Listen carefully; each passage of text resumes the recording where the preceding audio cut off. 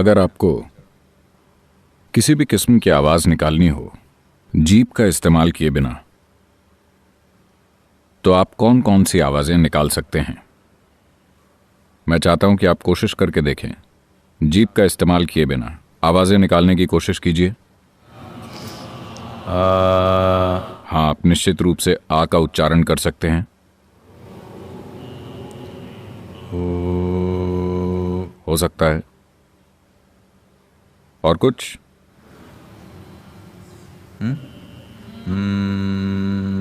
हाँ, हो सकता है। और क्या?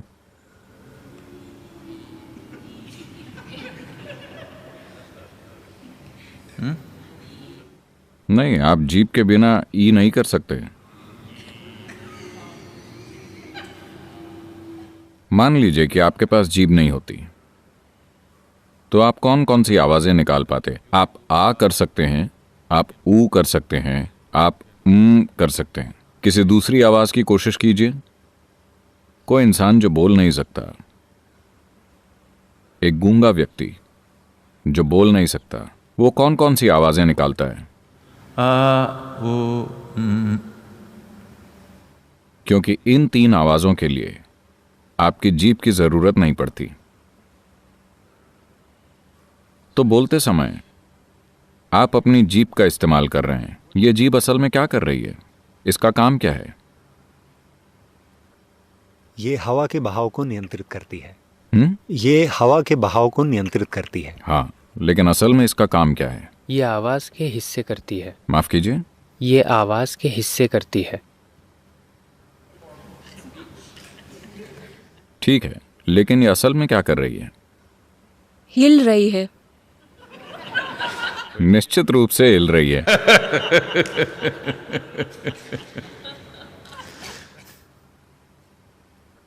क्या ये आवाज के हिस्से कर रही है? क्या ये आवाज के हिस्से कर रही है? ये आवाज के हिस्से नहीं कर रही है ना? कंपन कर रही है। कंपन कर रही है। आपकी जीभ कंपन कर रही है? नहीं।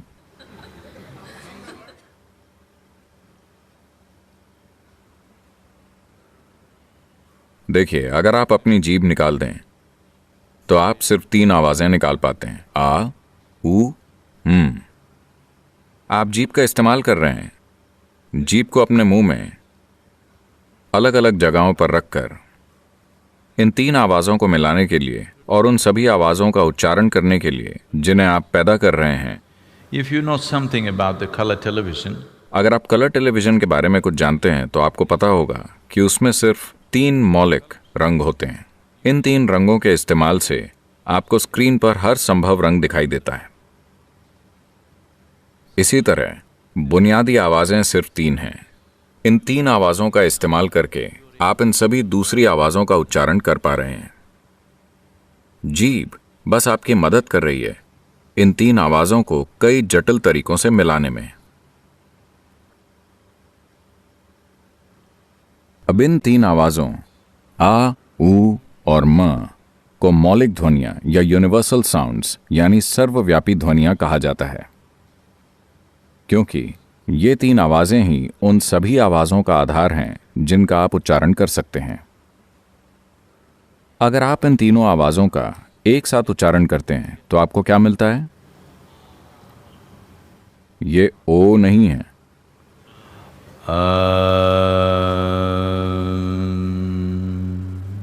अगर आप अपना मुंह खोलकर हवा बाहर निकालते हैं तो ये आ बन जाता है। मुंह बंद करते समय आधी दूरी पर ये ऊ बन जाता है। जब आप इसे बंद कर लेते हैं ये बन जाता है। लगभग हर प्राणी इन 3 आवाजों का उच्चारण कर सकता है। अगर आपके घर में कुत्ता या बिल्ली है, वो जम्हाई लेते समय क्या करते हैं?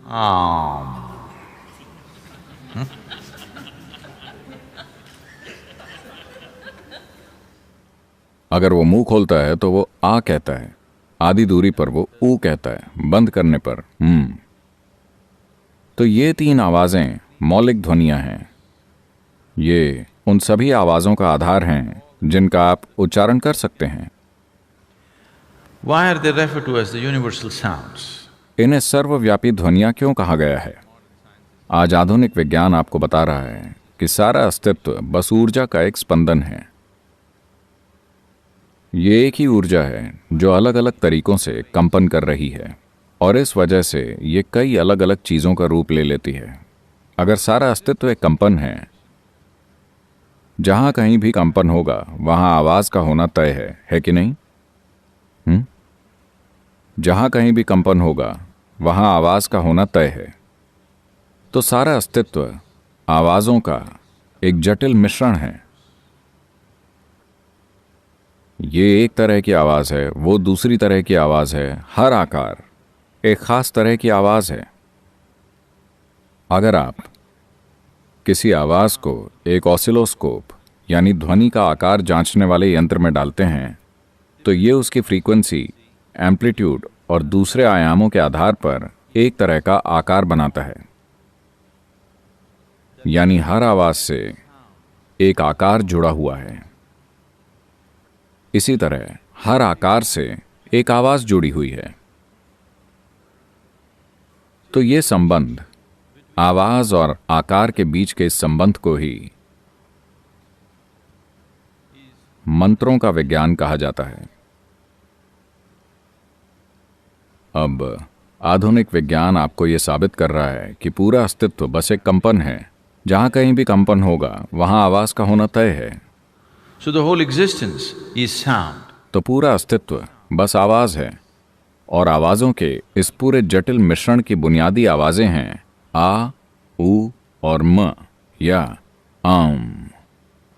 तो आम को सर्वव्यापी ध्वनि या सृष्टि की मौलिक ध्वनि कहा जाता है। इस तरह की सुंदर कहानियां हैं।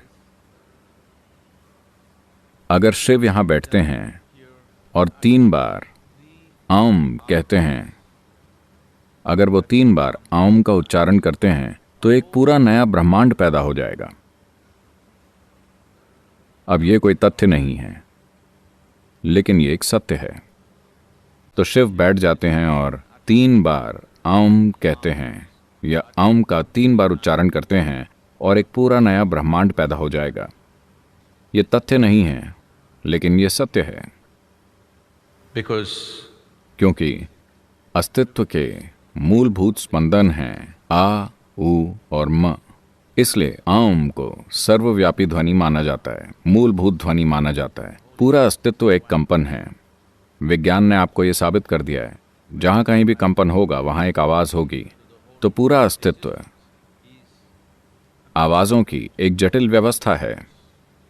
इन सभी आवाजों की मूल आवाज है आम। आम मंत्र के अनगिनत फायदे हैं। आज भी अगर यहाँ कोई व्यक्ति आता है जो किसी तरह की मानसिक अशांति से परेशान है तो पहला प्रिस्क्रिप्शन हमेशा आम का होता है।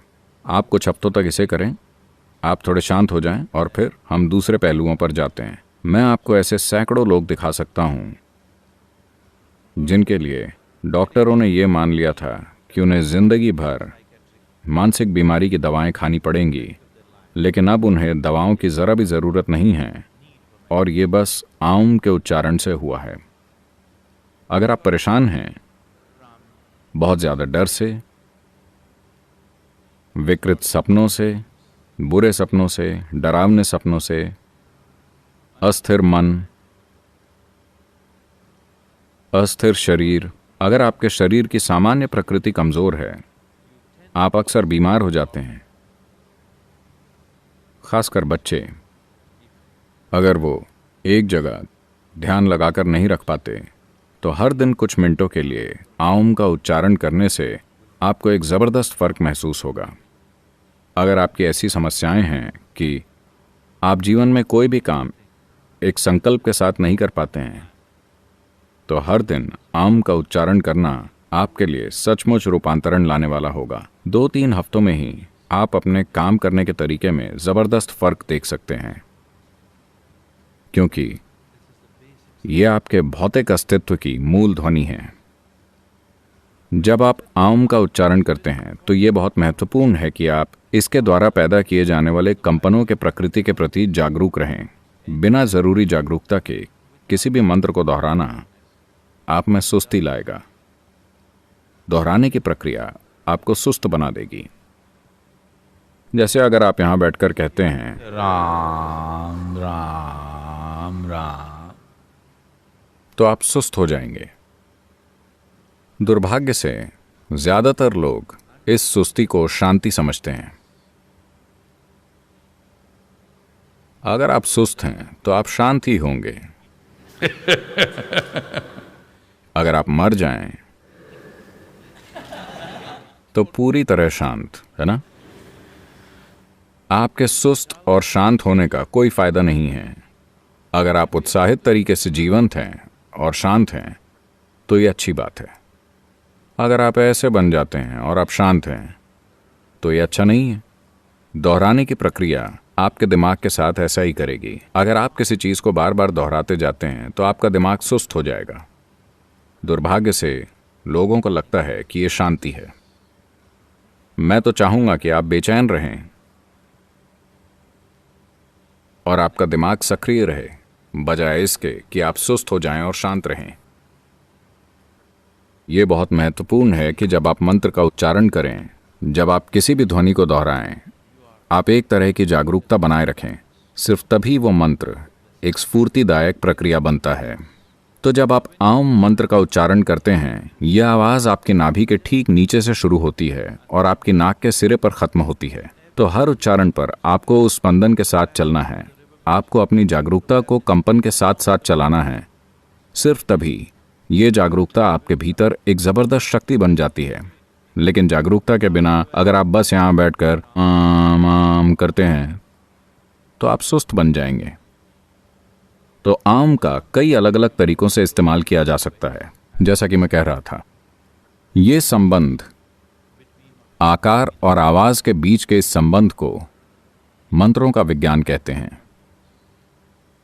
हर आकार के साथ एक आवाज जुड़ी होती है, हर आवाज के साथ एक आकार जुड़ा होता है। एक ध्वनि, एक शुद्ध ध्वनि को मंत्र कहा जाता है। उससे जुड़ा आकार यंत्र है। इन दो चीजों को एक साथ इस्तेमाल करने की तकनीक तंत्र है। ध्वनि मंत्र है, उससे जुड़ा आकार यंत्र है। इन दोनों चीजों को साथ लाने और अपने फायदे के लिए उसका इस्तेमाल करने की तकनीक को तंत्र कहा जाता है। तो ये एक बहुत गहरा और महत्वपूर्ण विज्ञान है। दुर्भाग्य से ये बुरे समय से गुजर रहा है और इसकी वजह है इसका दुरुपयोग और इसे सही तरीके से करने के लिए ज़रूरी प्रतिबद्धता का अभाव। अगर आपको किसी मंत्र का प्रयोग करना है तो मंत्रों की कई शक्तिशाली प्रणालियां हैं, लेकिन अगर आपको उनका प्रयोग करना है तो आपको उन्हें बहुत ही ज़्यादा सावधानी से और करीबी मार्गदर्शन में सीखना होगा। इसे खुद से करने की कोशिश करना आपके लिए बहुत ज़्यादा नुकसानदायक हो सकता है, खासकर उन लोगों के लिए जिन्होंने अपने जीवन में अंग्रेजी के अलावा कोई दूसरी भाषा नहीं बोली है। उन्हें बहुत ज़्यादा सावधान रहना होगा क्योंकि आवाज़ों के उच्चारण की उनकी क्षमता बहुत सीमित है और उनसे मंत्रों के उच्चारण में गलती हो ही जाएगी। तो मंत्रों का गलत उच्चारण और ये ध्वनियाँ जो शक्तिशाली प्रणालियाँ हैं, इनको गलत तरीके से इस्तेमाल करना लोगों को बहुत ज़्यादा नुकसान पहुँचा सकता है। इनका प्रयोग बहुत ज़्यादा सावधानी से किया जाना चाहिए। तो हर तरह के मंत्रों को ना आजमाएं जब तक कि कोई जानकार व्यक्ति मार्गदर्शन न कर रहा हो। मगर आम एक मूलभूत और सर्वव्यापी मंत्र है जिसका उच्चारण हर कोई कर सकता है और इसे भी सही तरीके से किया जाना चाहिए। आम मंत्र में 3 आवाजें हैं, आ, ऊ और म। ये आ, ऊ और म जब आप इसका उच्चारण करते हैं तो उन्हें लगभग बराबर होना चाहिए और आपको नाभि के ठीक नीचे से अपनी नाक के सिरे तक होने वाले कंपन को देखते रहना है। हर एक उच्चारण पर आपको अपनी जागरूकता उस स्पंदन के साथ रखनी है। सिर्फ तभी ये मंत्र आपके लिए काम करेगा। अभी हम इसे करेंगे। अर्ध सिद्धासन में बैठें या पालथी लगाकर बैठ जाएं। आप अपने लेफ्ट हील यानी अपनी बाई एड़ी को लेकर उसे अपने मूलाधार पर लगाएं। मूलाधार यानी आपके एनल आउटलेट और जेनाइटल ऑर्गन के बीच, आपके गुदाद्वार और जननांग के बीच एक छोटी सी जगह है। योग में इसे मूलाधार कहा जाता है। तो आप अपनी बाई एड़ी को वहां लगाएं। दाहिने पैर को बस आराम से अपने सामने रखें, आपके लिए वो जैसे भी आरामदेह हो। तो इसे अर्ध सिद्धासन कहते हैं। यहाँ हम एक मुद्रा धारण करेंगे जिसे योग मुद्रा कहते हैं। आप इन 4 उंगलियों को एक साथ रखें। अंगूठा इस तरह बाहर है। पहली उंगली और अंगूठे के सिरों को एक साथ मिलाएं और उनसे एक गोला बनाएं। लेकिन ये 4 उंगलियां एक साथ रहनी चाहिए। यहाँ कोई खाली जगह नहीं होनी चाहिए। यहाँ गैप ना आने दें। चारों उंगलियां साथ हैं। पहली उंगली और अंगूठा एक गोला बनाएंगे और हथेली को ऊपर की ओर करके रखें। जब आप मुद्रा धारण करते हैं तो आपको उसे यूं रखना चाहिए कि आपकी बाहें ढीली रहें। मुद्रा को अपनी जांघ पर ऐसी जगह पर रखें कि आपकी बाहें बिल्कुल ढीली रहें। सिर्फ मुद्रा में तनाव होना चाहिए। आपकी उंगलियों के सिरे से लेकर आपकी कलाई तक थोड़ा तनाव होना चाहिए, मगर वो तनाव आपकी बाकी की बाह में, आपके फोरआर्म या बाइसेप मसल तक नहीं जाना चाहिए। सिर्फ मुद्रा में तनाव होना चाहिए। तनाव के लिए बाकी की बाह का इस्तेमाल ना करें। अगर आप पूरी बाह का इस्तेमाल करते हैं तो मुद्रा नेगेटिव हो जाएगी। तो आप अर्ध सिद्धासन में बैठे हैं, हाथों में योग मुद्रा धारण किए हुए। हम इस आसन में आम का उच्चारण करेंगे। अपनी आंखें बंद कीजिए। हम इस मंत्र का उच्चारण करेंगे। अगर आप आ का उच्चारण करते हैं तो आप देखेंगे कि स्पंदन आपकी नाभि से 3/4 इंच नीचे शुरू होगा। जरा करके देखिए।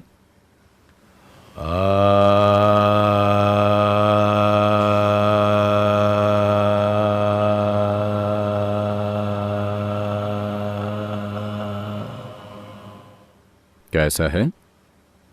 सिर्फ यही एक ऐसी आवाज है जो स्पंदन को पूरे शरीर में फैलाती है, क्योंकि यही ऐसा एकमात्र बिंदु है जहां सभी 72,000 नाड़ियां मिलती हैं और खुद को फिर से फैला देती हैं। यह आपका देखरेख का केंद्र है। आप जब अपनी मां के गर्भ में थे तब देखरेख की नली आपसे कहां पर जुड़ी हुई थी? नाभि पर। अब देखरेख वाली नली काट दी गई है, लेकिन फिर भी देखरेख का केंद्र यही है। तो आ विष्णु का मंत्र है। ये पोषण और देखरेख का मंत्र है। अगर आप आ का उच्चारण करते हैं तो स्पंदन ठीक आपकी नाभि के नीचे से शुरू होगा और पूरे शरीर में फैल जाएगा। कोई भी दूसरी आवाज ऐसा नहीं कर सकती। आप अपनी आंखें बंद करें और कई दूसरी आवाजों का उच्चारण करके देखें। स्पंदन शरीर के अलग अलग हिस्सों में होंगे, मगर कभी भी पूरे शरीर में नहीं फैलेंगे। यही एकमात्र ऐसी आवाज है जो ऐसा करती है, क्योंकि ये देखरेख का मंत्र है। ये विष्णु का मंत्र है। अगर आप ऊ का उच्चारण करते हैं तो आप देखेंगे कि इसकी शुरुआत होती है जहां पसली की हड्डियां मिलती हैं। उसके ठीक नीचे एक कोमल जगह है। योग में हम इसे अनाहत कहते हैं। अनाहत यानी बिना टकराव की आवाज। तो ऊ की आवाज यहां से शुरू होती है और फिर स्पंदन ऐसे जाएंगे और फिर ऊपर की ओर जाएंगे। ये कभी भी ऐसे नहीं जाएंगे। करके देखिए।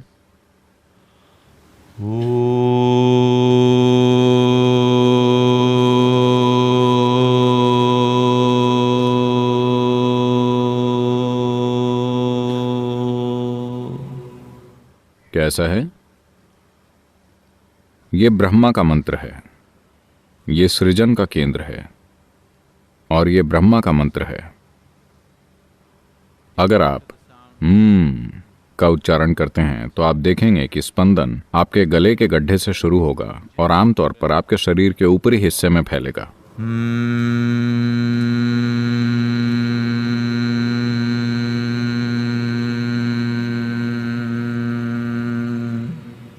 कैसा है? तो ये शिव का मंत्र है। ये विशुद्धि चक्र पर है। विशुद्धि का अर्थ होता है छलनी या फिल्टर। अगर आपका विशुद्धि सक्रिय है तो आप अपने पास आने वाली हर चीज को छान सकते हैं और सिर्फ काम की चीजें ले सकते हैं। आप जानते हैं कि शिव को नीलकंठ या विषकंठ कहा जाता है, क्योंकि वो जहर पी जाते हैं और उसे ठीक यहीं पर रोक लेते हैं। वो उसे अपने शरीर पर असर नहीं करने देते। जहर यानी ये जरूरी नहीं है कि आपने कुछ खाया या पिया हो। एक विचार आपके जीवन में जहर घोल सकता है। एक भावना आपके जीवन में जहर घोल सकती है। एक सोच आपके जीवन में जहर घोल सकती है। हाँ, एक गलत सोच, एक गलत विचार, एक गलत भावना आपके जीवन को पूरी तरह से बिगाड़ सकती है। तो अगर आपका विशुद्धि सक्रिय है तो आप उसे यहीं छान लेते हैं। अगर वो ठीक यहीं पर है तो आप इसे जब चाहे बाहर थूक सकते हैं। इसीलिए जब आप किसी को पसंद नहीं करते तो लोग थूकना चाहते हैं। वो चाहते हैं कि सबसे बुरी चीज उनके पास चली जाए। इस बात को बड़ी खूबसूरती से यूं बताया गया है, अगर आ मंत्र पर आपकी महारत है तो आप असाधारण रूप से अमीर बन सकते हैं। अगर ऊ मंत्र पर आपकी महारत है तो आप असाधारण रूप से बुद्धिमान बन सकते हैं। अगर मंत्र पर आपकी महारत है तो आप असाधारण रूप से ताकतवर बन सकते हैं। लेकिन जब आप आम मंत्र का उच्चारण करते हैं तो आपको इस बात का ख्याल रखना होगा कि आ, ऊ और म लगभग बराबर हों, क्योंकि अगर आपके पास इनमें से कोई भी एक चीज बहुत ज्यादा हो तो आप गड़बड़ा जाएंगे।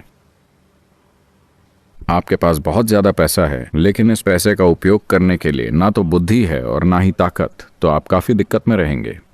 आपने ऐसे लोगों को देखा है, बिना पैसों के वो ज्यादा अच्छे होते, पैसों के साथ वो पूरी तरह से बर्बाद हो गए। बहुत ज्यादा बुद्धि लेकिन इसका उपयोग करने के लिए ना तो पैसा है और ना ही ताकत। फिर से समस्या, क्या आपने ऐसे कई लोगों को देखा है, बहुत होशियार लेकिन पूरी तरह से झमेले में। बहुत ज्यादा ताकत लेकिन ना तो बुद्धि ना ही पैसा, बहुत सारी दिक्कत।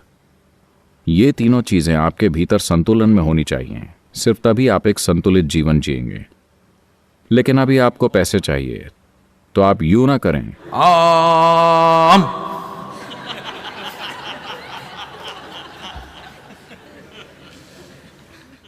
ये पक्का करें कि आ, ऊ और म लगभग बराबर हों।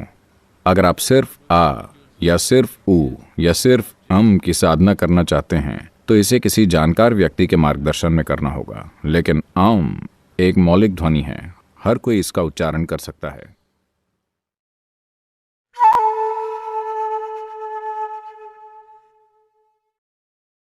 हम इसे करेंगे। अर्ध सिद्धासन में बैठें या पालथी लगाकर बैठ जाएं। आप अपने लेफ्ट हील यानी अपनी बाई एड़ी को लेकर उसे अपने मूलाधार पर लगाएं। मूलाधार यानी आपके एनल आउटलेट और जेनाइटल ऑर्गन के बीच, आपके गुदाद्वार और जननांग के बीच एक छोटी सी जगह है। योग में इसे मूलाधार कहा जाता है। तो आप अपनी बाई एड़ी को वहां लगाएं। दाहिने पैर को बस आराम से अपने सामने रखें, आपके लिए वो जैसे भी आरामदेह हो। आप इन 4 उंगलियों को एक साथ रखें। अंगूठा इस तरह बाहर है। पहली उंगली और अंगूठे के सिरों को एक साथ मिलाएं और उनसे एक गोला बनाएं। लेकिन ये 4 उंगलियां एक साथ रहनी चाहिए, यहां कोई खाली जगह नहीं होनी चाहिए, यहां गैप ना आने दें। चारों उंगलियां साथ हैं। पहली उंगली और अंगूठा एक गोला बनाएंगे और हथेली को ऊपर की ओर करके रखें। जब आप मुद्रा धारण करते हैं तो आपको उसे यूं रखना चाहिए कि आपकी बाहें ढीली रहें। मुद्रा को अपनी जांघ पर ऐसी जगह पर रखें कि आपकी बाहें बिल्कुल ढीली रहें। सिर्फ मुद्रा में तनाव होना चाहिए। आपकी उंगलियों के सिरे से लेकर आपकी कलाई तक थोड़ा तनाव होना चाहिए, मगर वो तनाव आपकी बाकी की बाह में, आपके फोरआर्म या बाइसेप मसल तक नहीं जाना चाहिए। सिर्फ मुद्रा में तनाव होना चाहिए। तनाव के लिए बाकी की बाह का इस्तेमाल ना करें। अगर आप पूरी बाह का इस्तेमाल करते हैं तो मुद्रा नेगेटिव हो जाएगी। तो आप अर्ध सिद्धासन में बैठे हैं, हाथों में योग मुद्रा धारण किए हुए। तो जब आप आम मंत्र का उच्चारण करते हैं, आप अपना मुंह खोलिए और कहिए आ। धीरे से अपना मुंह बंद कीजिए, ये ऊ बन जाता है। आप इसे बंद कीजिए, ये बन जाता है। यह आवाज आपकी नाभि के ठीक नीचे से शुरू होती है और आपकी नाक के सिरे पर खत्म होती है। तो हर उच्चारण पर आपको उस स्पंदन के साथ चलना है। आपको अपनी जागरूकता को कंपन के साथ साथ चलाना है। सिर्फ तभी ये जागरूकता आपके भीतर एक जबरदस्त शक्ति बन जाती है। अपनी रीढ़ सीधी रखें, अपनी आंखें बंद करें। अब हम इस मंत्र का उच्चारण करेंगे।